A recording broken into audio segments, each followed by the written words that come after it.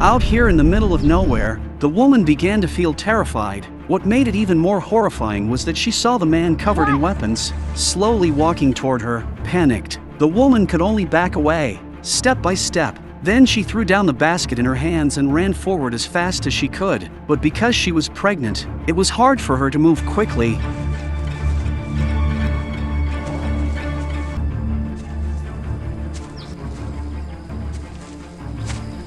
Frightened, she covered her mouth tightly, holding her breath, not daring to make a sound. Luckily, the strange man looked around and didn't find her, so he turned and left. Only then did the woman carefully crawl out from her hiding spot. But to her shock, the strange man suddenly appeared right behind her. The woman could only beg him desperately not to hurt her.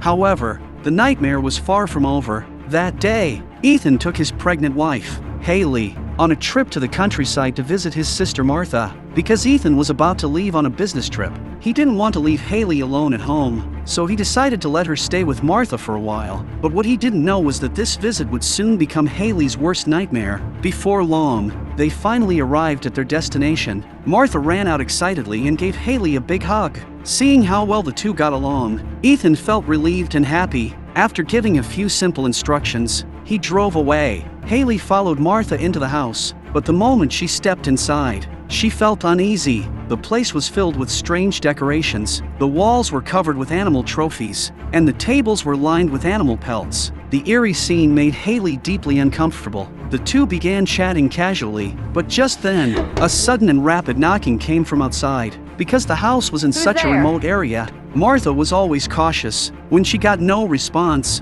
she quickly went to check.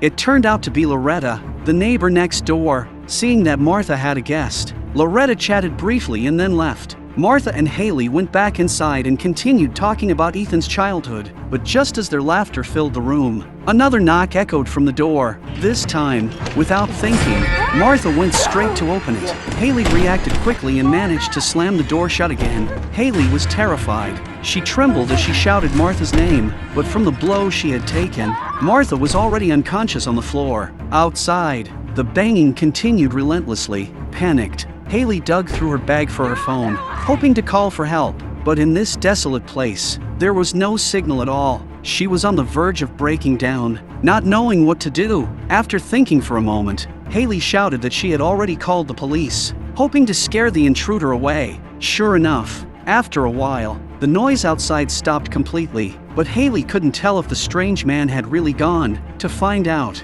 she gathered her courage and crept toward the door. Through the peephole, she saw the man staring right back at her. Haley screamed in terror. She shouted, asking what he wanted, but got no answer. That silence filled with the unknown was suffocating. Just as Haley was frozen in fear, another knock came from outside. Gripping a baseball bat tightly, she stared at the door. This time, she saw a little girl standing outside. The girl said softly, "My name is Darlene. My mom sent me to bring some food." Even after hearing that, Haley didn't dare open the door, because at that very moment, the strange man was standing not far behind Darlene. Haley could only pray silently in her heart, hoping Darlene would leave quickly.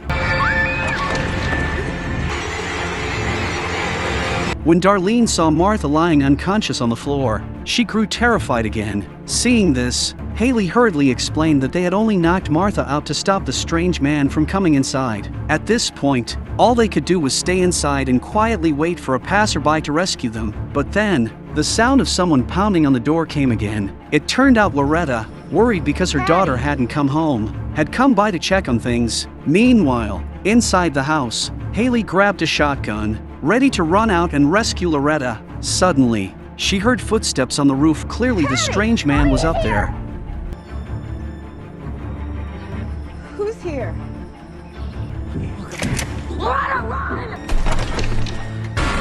Haley, shaken, didn't know which way to point the gun, so she closed the door again. At that moment, Darlene wanted to rush out to save her mother, and Haley, who had planned to think calmly, found her thoughts in complete turmoil.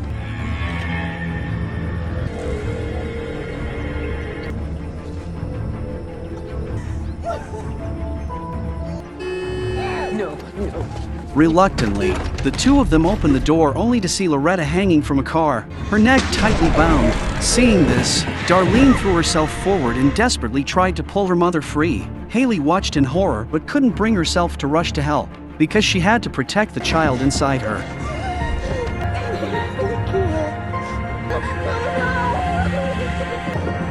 With the strange man slowly approaching them, Haley had no choice but to go back inside and slam the door shut. Thankfully, the strange man did not harm Loretta. Clearly, his target was not the mother and daughter, but Haley, the pregnant woman in the house.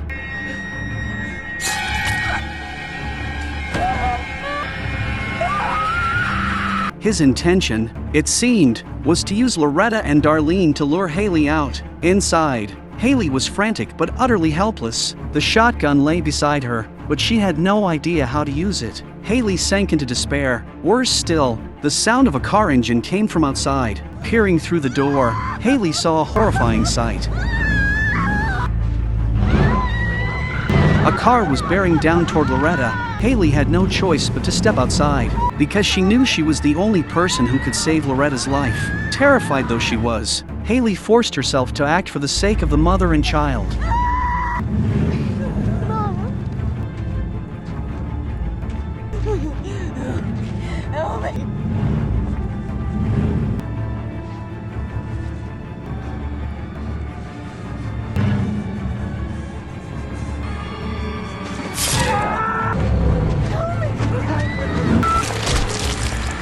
She hurried to lift Loretta and help her flee, while the strange man was still recovering, but the strange man slammed his foot on the gas and charged forward. The car ran over Loretta, killing her instantly. As night fell, Haley returned to the house and dared not relax for a moment. Sometime later, Haley peered through the door and thought she saw a police car pull up. She felt a surge of hope and cautiously opened the door to check.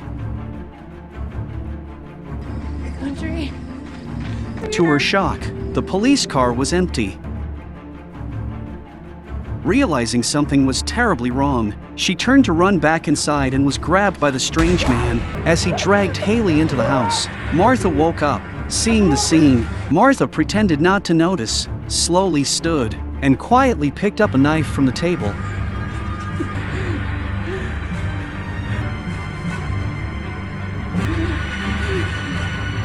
At that moment, the injured officer burst in with a gun, ordering the strange man to release Haley. Seeing the officer armed, the strange man complied. Go.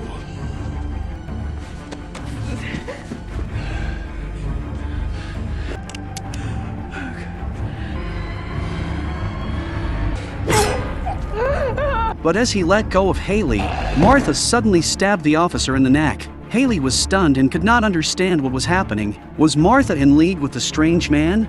Now the truth was revealed. The strange man tore off his disguise. He was Raymond, Martha's boyfriend. Their motive became clear, because Martha could not conceive, and both she and Raymond desperately wanted a child. They had plotted this scheme to take Haley's baby. They never expected Loretta and her daughter to show up and ruin their plan.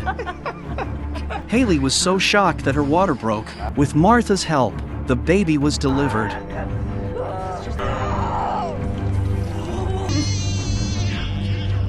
It was clear the couple had completely lost their moral compass. They had even turned on Haley, their sister-in-law. Did they not fear Ethan finding out and being torn apart as a family? To ensure Haley could not report them, Raymond carried out a brutal act against her before he and Martha left. No.